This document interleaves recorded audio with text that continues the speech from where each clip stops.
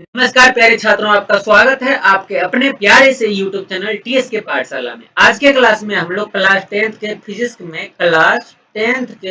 में देखने वाले हैं पहला चैप्टर। क्लास टेंथ के फिजिक्स का जो पहला चैप्टर है प्रकाश, जिसका नाम क्या, प्रकाश, परावर्तन और अपवर्तन, उसी का हम लोग प्रकाश का परावर्तन देखेंगे और प्रकाश के परावर्तन के नियम देखेंगे। ये दोनों हमारे लिए सब्जेक्टिव क्वेश्चन में बहुत ही ज्यादा इंपॉर्टेंट होते हैं। तो आज के क्लास में हम लोग प्रकाश के परावर्तन की परिभाषा को कॉन्सेप्ट सहित समझेंगे और प्रकाश के परावर्तन के कितने नियम होते हैं और वो नियम क्या है वो भी समझेंगे। तो पहला पेज है हमारे पास कि अच्छा, पढ़ने से पहले आपसे एक सवाल है कि क्या आपने ये एक्सपेरिमेंट कभी किया? इसको कमेंट सेक्शन में जल्दी से जाकर के लिखना है कि क्या आपने ये शरारतें, ये हरकतें कभी किया है बचपन में। इसके हाथ में एक मिरर है जो कि सनलाइट, जो सूरज की प्रकाश आ रही थी, इसको अपने एक दर्पण पर लेकर के फिर किसी के चेहरे पर चमकाना, उसकी आंखों पर चमका करके उसको परेशान करना, ये काम आपने जरूर किया होगा। ये सनलाइट इधर से आ रहा है, अपने हाथों में इसने आईना को रखा हुआ, शीशा को, दर्पण जो हम लोग अपने घर में रखते हैं, उस पर ये पड़ती है, फिर इसको हम लोग अपने हिसाब से मोड़ देते हैं उस डायरेक्शन में, जिस डायरेक्शन में किसी इंसान को हम लोगों को परेशान करना होता है। ये शरारतें हम सब ने बचपन में किया होगा और आपको पता होनी चाहिए। अब जान लीजिए कि यही शरारतें जो हमारी थी, यही है प्रकाश का परावर्तन। परिभाषा में कैसे देखेंगे, चलिए देखते हैं। प्रकाश का परावर्तन का डेफिनेशन लिखा हुआ है, रिफ्लेक्शन ऑफ लाइट क्या होगा? प्रकाश की किरणों का, प्रकाश की किरणों आपको पता होनी चाहिए। प्रकाश की किरण क्या है? प्रकाश के गमन पथ की दिशा को प्रकाश का किरण कहते हैं। हमने ये चीज पिछले वीडियो में देखा है। अगर आपने नहीं देखा तो हमारे कमेंट सेक्शन में इसका लिंक होगा या फिर आई बटन पे इसका लिंक होगा, जरूर उस वीडियो को देख लीजिएगा कि प्रकाश क्या है, प्रकाश की किरण क्या है, किरण पुंज क्या है। आई बटन पर लिंक जरूर मिलेगा, वहां से आप देख लेना। नहीं तो कमेंट करना, मैं आपको लिंक वहां कमेंट में प्रोवाइड करा दूंगा।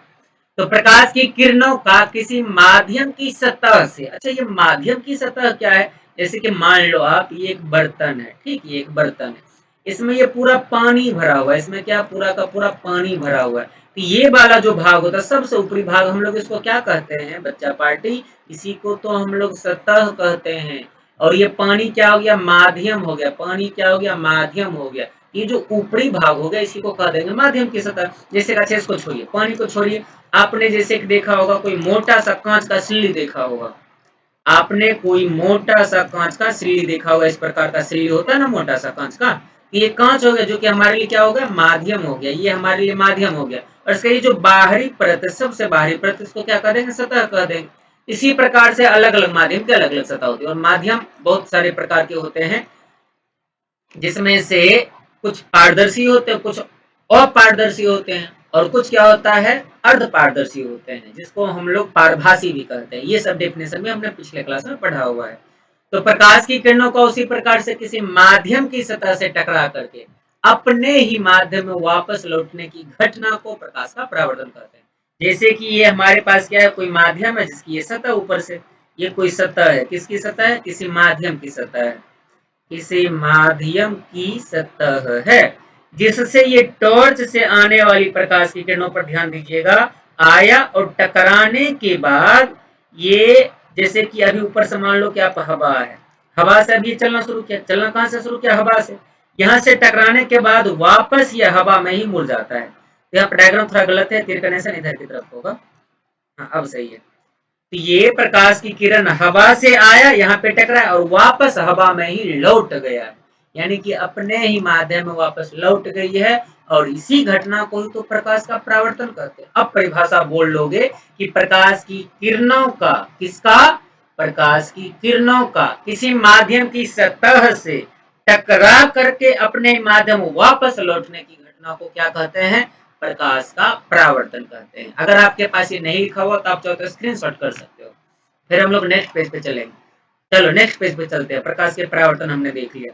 प्रकाश का परावर्तन जो है वो परावर्तक सतह की प्रकृति के आधार पर। अब आप पूछोगे कि परावर्तक सतह कौन हुआ? तो परावर्तक सतह हम लोग उसी को कहते हैं जिसको हमने अभी माध्यम की सतह कहा था, यानी जिस सतह से प्रकाश की किरण आकर टकराती है और वापस लौट जाती है, उसी सतह को परावर्तक सतह कहते हैं। अब परावर्तक सतह अलग अलग प्रकार के हो सकते हैं, तो उसी परावर्तक सतह की प्रकृति के आधार पर परावर्तन कितने प्रकार के होते हैं? दो प्रकार के होते हैं, नियमित परावर्तन रेगुलर रिफ्लेक्शन और अनियमित परावर्तन इरेगुलर रिफ्लेक्शन। ये परावर्तन दो प्रकार के होते हैं, ठीक है। तो अच्छा, नियमित परावर्तन और अनियमित परावर्तन का जब बंटवारा हुआ तो किस आधार पे हुआ? परावर्तक सतह की प्रकृति तो हमने सुन लिया है। अब नीचे आप डायग्राम में देखना, ये भी माध्यम की सतह है, परावर्तक सतह, और ये भी माध्यम की सतह है।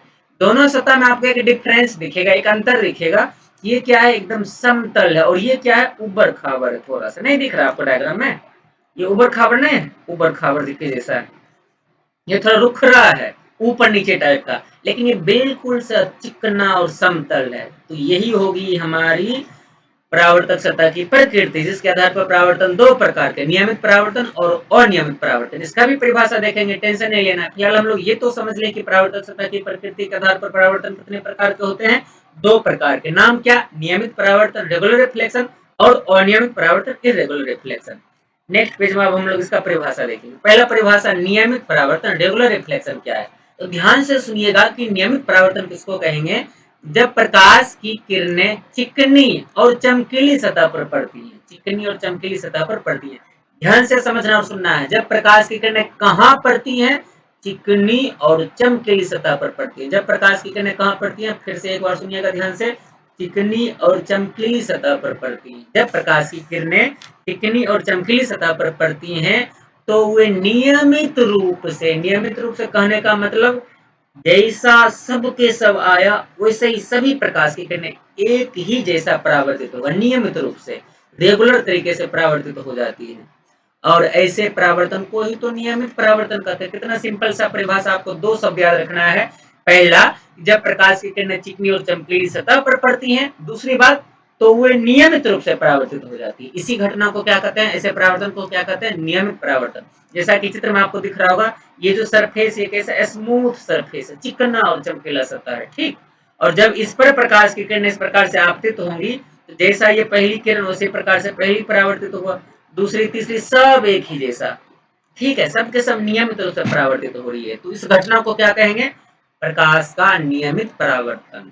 अच्छा, अनियमित को देखते हैं, तब हम लोगों को और बातें स्पष्ट होंगी। अनियमित परावर्तन क्या होगा? Irregular reflection. जब प्रकाश की किरणें रुखरी, रुखरी मतलब उबड़ खाबड़, जहां तहां होता है, ठीक है। जब प्रकाश की किरण रुखरी और चमकीली सतह पर, लेकिन चमकीली होना चाहिए, तभी तो प्रकाश का परावर्तन होगा। रुखरी होगा लेकिन चमकीली होगा। तो जब प्रकाश की किरण रुखरी और चमकीली सतह पर पड़ती हैं तो वे अनियमित रूप से परावर्तित हो जाते हैं। ऐसे परावर्तन को क्या कहते हैं? अनियमित परावर्तन। नियमित परावर्तन में क्या बोला हमने?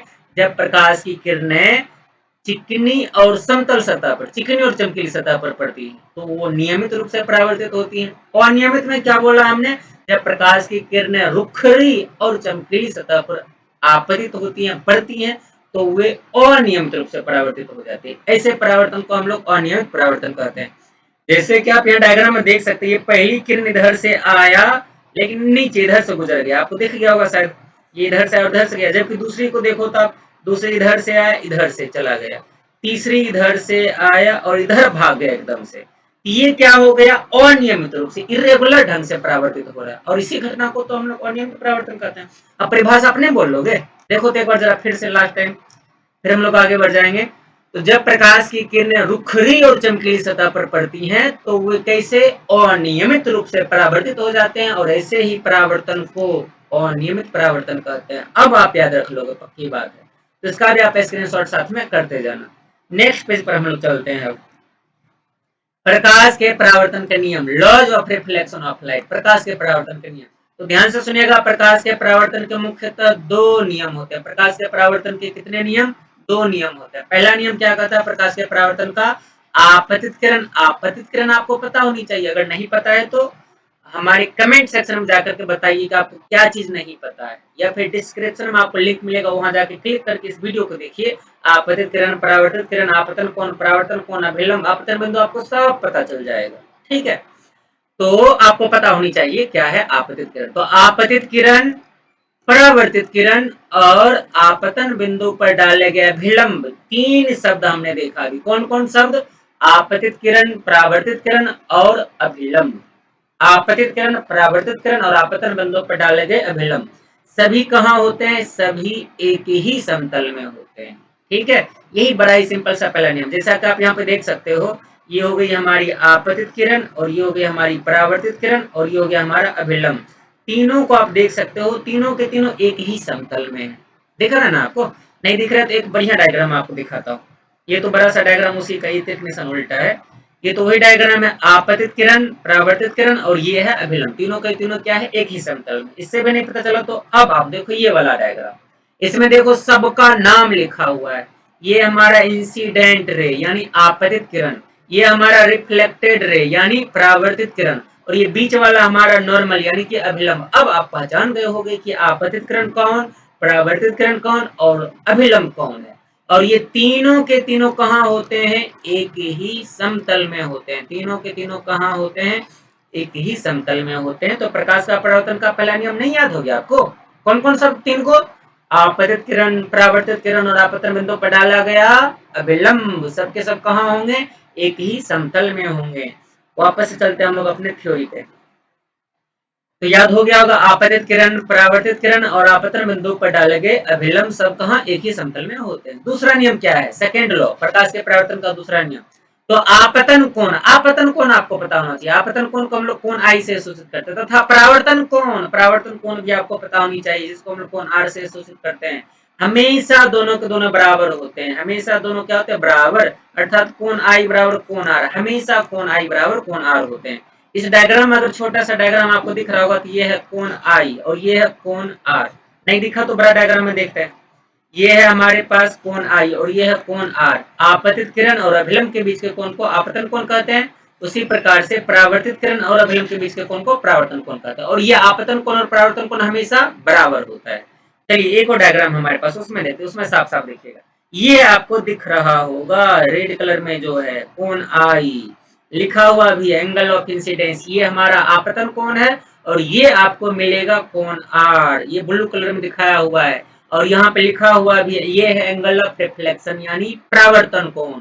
और प्रकाश के परावर्तन का दूसरा नियम क्या कहता है कि आपतन कोण यानी कोण आई और परावर्तन कोण यानी कोण आर हमेशा हमेशा के लिए बराबर होता है।